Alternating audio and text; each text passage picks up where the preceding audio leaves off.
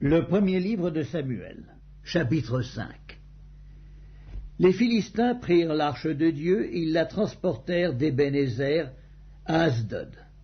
Après s'être emparés de l'arche de Dieu, les Philistins la firent entrer dans la maison de Dagon et la placèrent à côté de Dagon. Le lendemain, les Asdodiens, qui s'étaient levés de bon matin, trouvèrent Dagon étendu la face contre terre devant l'arche de l'Éternel. Ils prirent Dagon et le remirent à sa place. Le lendemain encore, s'étant levés de bon matin, ils trouvèrent Dagon étendu la face contre terre devant l'arche de l'Éternel. La tête de Dagon et ses deux mains étaient abattues sur le seuil, et il ne lui restait que le tronc. C'est pourquoi, jusqu'à ce jour, les prêtres de Dagon et tous ceux qui entrent dans la maison de Dagon à Asdod ne marchent point sur le seuil. La main de l'Éternel s'appesantit sur les Asdodiens, et il mit la désolation parmi eux. Il les frappa d'hémorroïdes à Asdod et dans son territoire.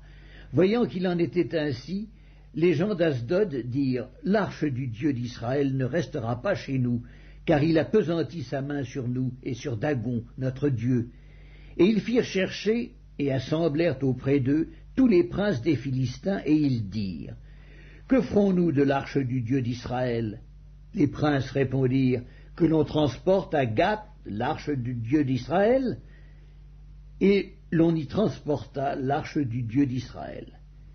Mais après qu'elle eut été transportée, la main de l'Éternel fut sur la ville, et il y eut une très grande consternation.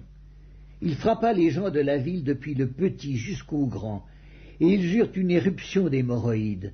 Alors ils envoyèrent l'arche de Dieu à Écron.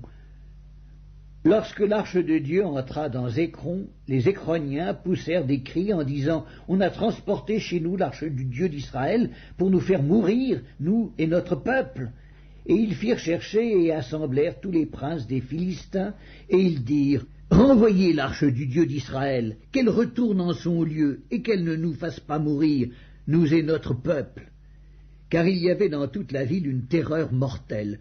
La main de Dieu s'y appesantissait fortement. Les gens qui ne mouraient pas étaient frappés d'hémorroïdes, et les cris de la ville montaient jusqu'au ciel.